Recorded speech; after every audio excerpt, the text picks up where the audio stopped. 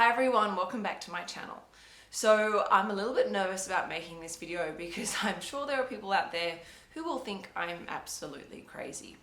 But if you've been watching my channel for a long time now, you will know that I'm very open and honest about suffering from anxiety at times and going through tough stages in my life.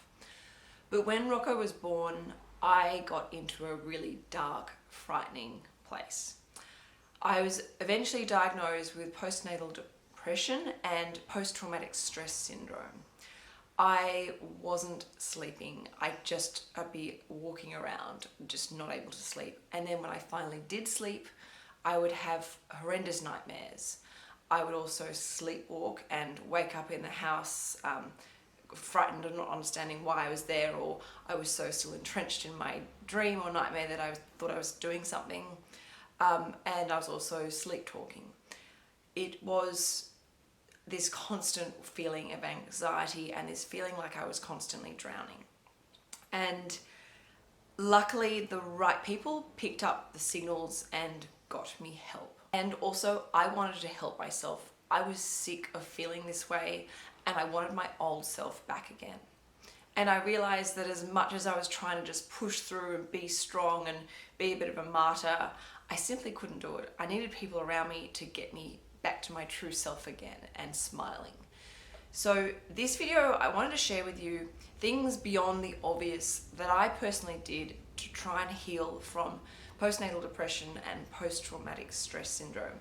And before I go into this, I want you to understand it's a slow process and there are always struggles and challenging days and moments, but there is a path to getting better. So I really hope that these tips help you, whether you're just having a bad day or whether you are suffering from postnatal depression or even post-traumatic stress syndrome. So the first thing I did was I got help. I got professional help from a psychologist and a psychiatrist. They got me on a plan. They actually helped me, talk through my inner critic. They gave me a strategy to follow for when I wasn't feeling safe, when I was feeling very overwhelmed and frightened. I also lent on people for support. I got things like having a babysitter to come and give me a couple of hours break. Also getting a cleaner to help me get through the mountain of laundry and help keep the house feeling at least some sort of form of structure and order. I also got friends and family to help me, even if it meant just taking Rocco for a walk to the park so I could put my head down and have some much needed rest. The important thing was I asked for help. I stopped trying to be the martyr and do it all and realized that I'm human and I can't possibly do it all. There is nothing wrong with asking for help. It is the path that will help you come up with solutions. Now also, one point on having professional help, I also had a couple of safe friends. They were the people I could call when I was in a really dark place, where I was feeling really frightened and my inner critic was so loud and that I couldn't get hold of a professional. They were the people I could call and say, hey, I'm feeling this, or this just happened, or this trigger happened. And they were able to help break down that inner critic, question me and actually snap me out of or distract me or help me sit through those horrible feelings until I felt calm again and I felt rational again. Those people were my oxygen, my lifeline, and I am incredibly grateful for those people. So build yourself an army of help. The second thing that I did was I learned to spend time on my own doing nothing. Now this is something that my GP told me. He said you need to be able to go to a cafe with no children, no baby, no one with you, but sit there by yourself and even just read a magazine, have time out. No mobile phones, no social media, no shopping online, no doing laundry or tidying up, pure indulgent time for yourself. Now for someone, people out there, they might like to go and have like a hot bath or go for a walk or go and simply sit in the sun or even meditate and just practice breathing deeply. Or another thing that I like to do sometimes is I sit and think about 10 simple positive things in my life that enable me to feel strong again and get perspective again. And even when you're in those deep dark moments, things like having clean fresh water is a thing we can be grateful for. Having a home or a roof above our head are things that we can feel grateful for. Sometimes it's the simplest, most little things that can help us feel grateful and appreciative of the world again. And they do really help, as silly as it may sound. The third thing that I did was I forced myself to exercise. Now, I could have come up with 1,000 excuses very, very easily. I was working full-time, running my own business and looking after Rocco, and also not sleeping. But when I felt yucky, I simply moved myself. When you move the energy around. And it's not a permanent fix, but when the days where, and even today, when I feel disgusting and gross or in a bad headspace, when I go to the gym and force myself to exercise, I leave the gym feeling so much better. And sweating, moving, being out in the fresh air, in sunlight, with nature, it does make such a huge improvement. It can quickly snap you out of that. Now, there are excuses, but it doesn't need to be expensive. You don't have to join an expensive gym or get a personal trainer. A lot of gyms obviously do have creches, which make it really easy if you have a young baby and don't have that break. But there are also plenty of exercise apps where you can do exercise in your lounge room, or you can even take your baby with you and do yoga in the park on a mat.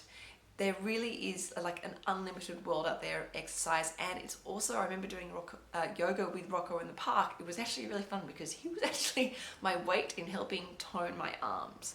But you have to stop the excuses. You've got to get your heart pumping and your body moving if you want to move this yucky, disgusting energy around you and make it healthy again. The fourth thing that I did was I took each day as it came. Getting out or healing from postnatal depression or moving beyond the trappings of post-traumatic stress syndrome is not a quick, fast maneuver or healing process. There are days, even today, where I have setbacks and triggers, but slowly, day by day, as I practice the other principles and steps, when I did have those triggers, I was able to catch them quickly and sit with those feelings and process them and move through them. Eventually, they happened less and less, and they moved quicker. And from that, I was able to move into the lightness a lot quicker and a lot smoother. And then when I did have those moments of light, even if they only lasted for a few minutes, I was able to stop and appreciate them and realize that I was making progress. The fifth thing that really helped me in healing from post-traumatic stress syndrome, and very much so postnatal depression, was I fell into minimalism. I felt really suffocated with so much stuff and baby stuff around me and in my home, and there were no clean surfaces. It was just like drowning me. And that is when I fell into minimalism. I learned to look at what I really needed and what actually made me feel good about myself, or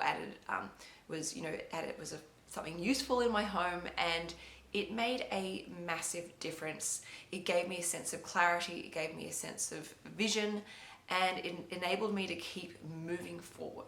The sixth thing that I did was I started following real women who owned how they felt, women who were not afraid to say that they struggle at times with motherhood or with anxiety or with some sort of traumatic event that happened in their life that just continued to resurface. On social media, it is very easy to get trapped in this thinking that everyone has a perfect life and has no stresses or worries or challenges. That is simply not true. And I really believe that the more someone tries to put on this amazing, happy life, the more of a fraud or front that they're trying to live up to.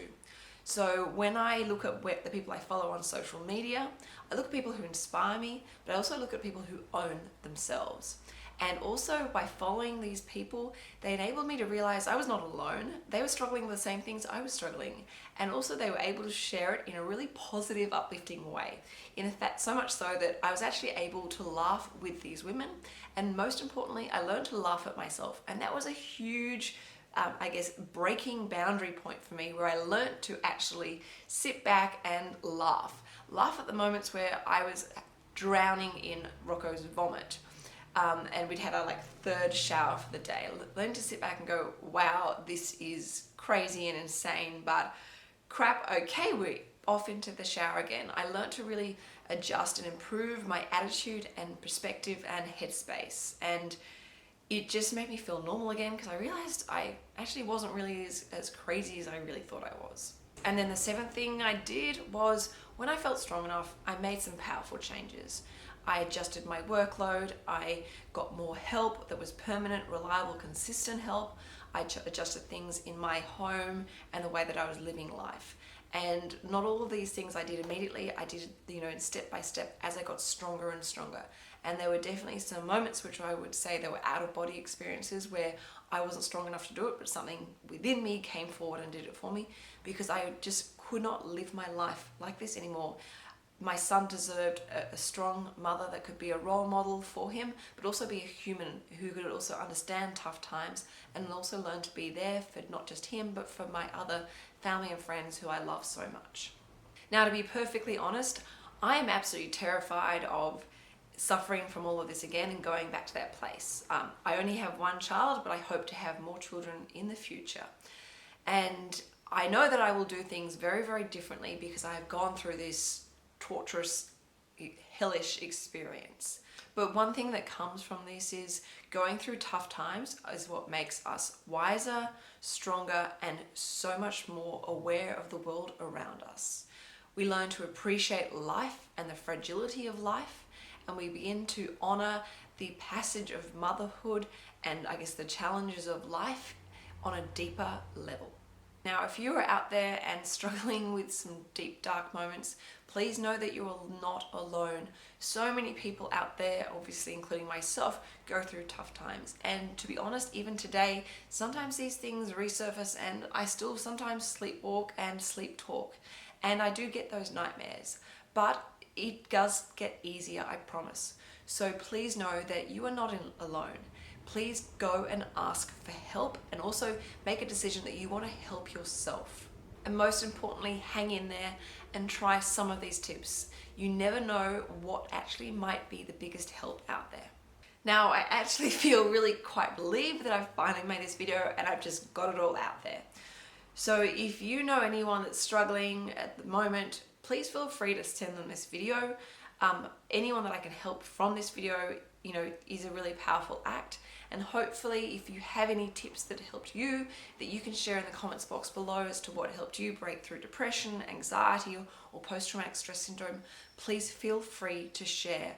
Sharing is caring, and when we do this, we're acting more as a community, and a community is an incredibly powerful way of raising our bar, raising our quality of life and our standard of life, and knowing that we are all connected to one another, because that is what crushes loneliness. So thank you for watching, guys, and thank you. Hopefully you don't think I'm crazy, because this has taken a lot of strength and courage to share this with you.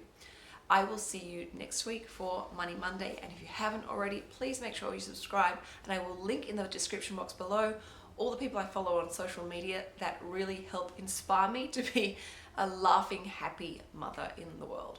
Ciao for now.